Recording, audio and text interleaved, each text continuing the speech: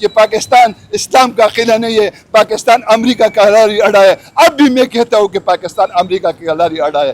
میں نے یہ کہا ہے کہ ادھر تانے بھی غیر محفوظ ہے، پولیس کے تانے اور فوج کی چوکیاں، کوئی دلیل سے کرتا ہو، پرسوں ہوا ہے، ترسوں ہوا ہے، مہینے پہ روز ہوتا رہتا ہے۔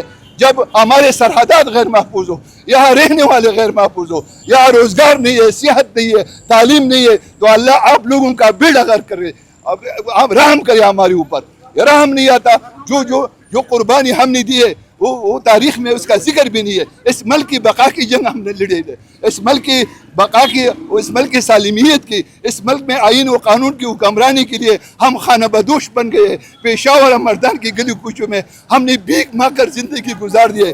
3 مہینے میں ان حکمرانوں سے پوچھنا چاہتا ہوں کہ کیا 8 سال 2008 سے جو جنگ جاری ہے، ایک سوال کا مجھے جواب دیجئے کہ جنگ دہشت گردوں نے جیت لیا یا جنگ اداروں نے جیتا ہے؟